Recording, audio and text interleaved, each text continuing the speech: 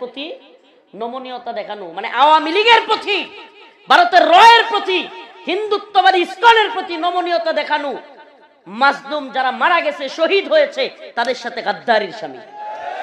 এটা মনে রাখবেন, সাবধান সাবধান, এদের প্রতি কোনো নমনীয়তা দেখানো যাবে না। কেন?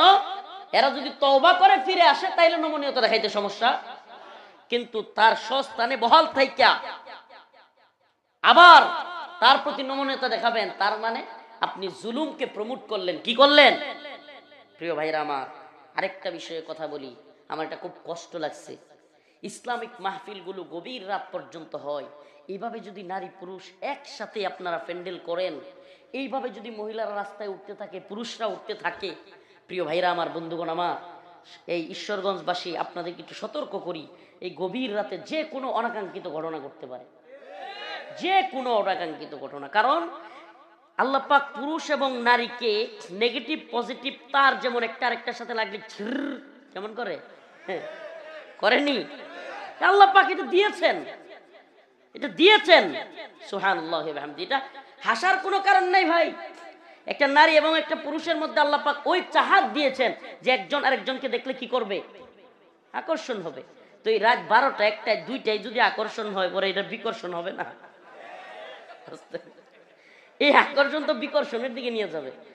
এই মাহফিল, আল্লাহ মাফ করুক, এই প্রোগ্রাম, এটা দ্বীনের জন্য, কোরআনের জন্য। কিসের জন্য? দ্বীনের জন্য, ঈমানের জন্য।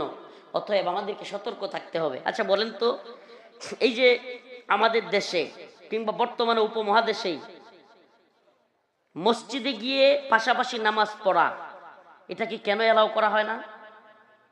ফিতনার ভয়ে। এই ফিতনার ভয়ে। তো এখন যদি গভীর রাতে আপনি, আমার কথা, আমার প্রশ্ন এটা, কেউ মনে কষ্ট নিয়েন না, আমার প্রশ্ন, যদি গভীর রাতে পাশাপাশি থাইকা মহিলা পুরুষ একসাথে ওয়াজ শুনতে পারে, আর রাস্তায় গেলেই দেখা যায় যে নারী পুরুষ একসাথে, নাউজুবিল্লাহ, তাইলে মসজিদে পর্দা দিয়ে নামাজ পড়লে সমস্যা কই? ওইটা তো গভীর রাত্রেও না। গভীর রাতে কোনো নামাজ হয় নাকি? ফরজ নামাজ গভীর রাতে আছে না? আমি বলতেছি না যে আপনি আগামীকালকে থেকে মসজিদ খুলে দিয়ে মহিলারাও নামাজ পড়তে দেন।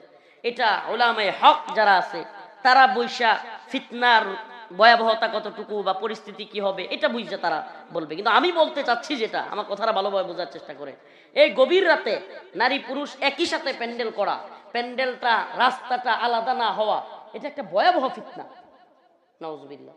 এটা ভালোভাবে বুঝবেন। কমিটির যারা আছেন কিংবা এই এলাকার যারা আছেন, মাহফিল করেন, তাদের প্রতি আমার বিনীত অনুরোধ, এই ফিতনাটা ভয়াবহ রূপ নিবে।